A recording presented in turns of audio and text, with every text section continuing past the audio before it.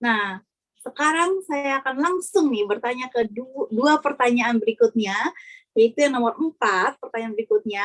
Makin kesini makin seru ya pertanyaannya ya. Makin banyak nih yang bertanya nih, makin panas jadinya. Pertanyaan berikutnya, pertanyaan keempat, itu bagaimana mengajak dan meyakinkan orang yang anti MLM. Dan yang berikutnya, yang kelima, gimana caranya kalau mau menjalankan bisnis tapi nggak didukung oleh suami. Mungkin suami atau istri atau keluarga. Nah, pertanyaan yang berikut ini akan saya undang seorang another M2B, yaitu Ibu Yuliani. Silakan Ibu Yuliani. Thank you, Kat. Thank you. Oke ya. Saya jawab dari yang bagaimana mengajak dan meyakinkan orang yang anti MLM. Anti MLM seperti apa ya? Saya rasa gini, sepanjang saya punya perjalanan selama 20 tahun, justru yang membuat saya join di awal pertama 20 tahun yang lalu karena konsepnya gitu. Ini kan bukannya kerja pinter. Kan kita kan berlapis-lapis, multi-level marketing, berlevel-level. Jadi pada saat saya sejak akhirnya saya terjun di sini, baru sadar kalau seandainya ternyata orang banyak yang nggak ngerti dengan konsep ini. Jadi kena yang namanya informasi-informasi yang bisa jadi belum jelas gitu loh, tentang bagaimana sebetulnya cara ngejalanin MLM. Jadi orang-orang yang datang dari kuadran E dan S, mungkin kalau seandainya siapapun sekarang ini yang masih belum paham tentang kuadran E, S, dan BI gitu kan, banyak orang-orang yang ada di dalam kuadran E dan S yang biasanya cuma bekerja sendirian gitu, atau melakukan bisnis di dalam konsep-konsep S. Nah, multi level marketing saya rasa adalah satu bisnis konsep yang sangat smart way, pinter, konsep bisnis pinter, karena bisa melibatkan dunia, melibatkan banyak orang. Nah, memang sekarang yang penting justru karena banyak orang melakukan MLM, hanya melakukan dari sisi konsep bisnis, tapi nggak tahu cara menjalankan. Seperti misalnya kalau kita ngomong adalah keuntungan, kelebihan dari kita adalah kita punya FFG. Jadi kita punya sistem, punya support sistem, punya seperti kayak sekolah, seperti kayak akademi yang ngajarin bagaimana menduplikasi dan multiplikasi. Multiplikasi, duplikasi bisa sampai ke bawah gitu loh. Bukan hanya cuma satu orang yang melakukan.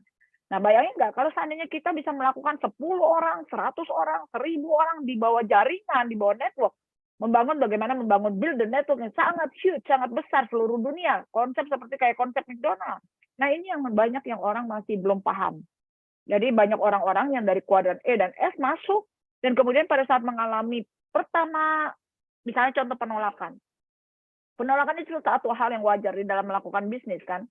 Ditolak oleh customer, ditolak oleh supplier bahkan. Nah, itu bisa jadi karena belum terbiasa untuk ngalamin bisnis, itu terjadi penolakan di situ gitu. Nah, akhirnya mengatakan bahwa atau mengambil kesimpulan bagaimana sih ngejalanin MLM. Nah, banyak yang info-info yang masih belum jelas. Intinya gini, banyak orang yang masih belum mengerti bagaimana menjalankan bisnis ini dengan cara konsep yang dilakukan oleh kita secara FFG. Nah, di luaran sana banyak yang melakukan langsung direct gitu, naluri dagang keluar. Naluri dagang keluar bisa lakukan dengan menjualan produk, tapi kita bukan melakukan dengan hanya penjualan produk, tapi kita lakukan dengan konsep yang sangat profesional.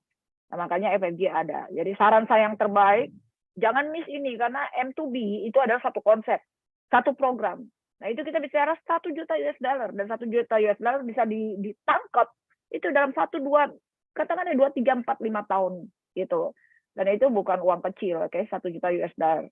Nah, saran saya adalah bagi siapapun yang anti MLM, lebih baik pahami dulu konsep ini seperti konsep apa. Karena kalau belum apa-apa udah tutup tanpa mengerti kedalaman dari sini, sayang banget. Karena ini kerja pinter, modal kecil, sekecil-kecilnya ya. Karena menurut saya kalau secara bisnis, $1.000, $20.000 bahkan itu bukan modal bisnis gitu loh. Itu small untuk satu bisnis, apalagi bisnis yang bisa masuk ke dalam kuadran B, ya. Bagaimana cara menduplikasi, bagaimana untuk supaya ini bisa membangun network equal asset equal wealth. Siapapun yang anti MLM memang lebih baik adalah syaratnya buka hati dulu untuk bisa mengerti dan bisa mendapatkan penerangan yang lebih jelas. Itu yang nomor 4 ya. Terus kemudian juga untuk yang nomor 5, pertanyaan nomor 5, bagaimana bila mau menjalankan tapi tidak didukung atau disetujui oleh suami? Oke, good. Nggak setiap orang di awal pertama adalah langsung setuju ya, khususnya orang-orang dekatnya kita. Nah, jadi pembuktian.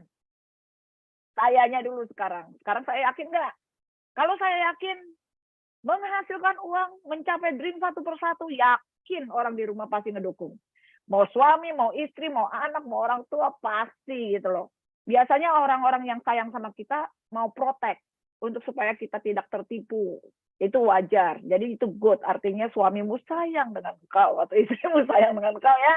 Karena apa? Karena mau melindungi untuk supaya kita jangan kejeblos ke satu tempat yang apa ya, yang banyak hal-hal orang-orang yang menggunakan konsep seperti ini dilakukan dengan konsep untuk seperti money game ya, atau menggunakan konsep ini akhirnya hit and run, karena nggak niat untuk hit and run tapi bisa jadi adalah bangkrut atau apapun. Nah itu jadi adalah suamimu atau istrimu sebetulnya pada saat melarang itu artinya sayang dengan kalian, sayang dengan kita. Oke, tapi jelaskan, dan biasanya adalah pembuktian gitu ya. Nah, let's do it. Jadi bisa membuat satu keluarga juga bahagia mencapai dream satu persatu. Oke, itu dari saya, Kate. Thank you.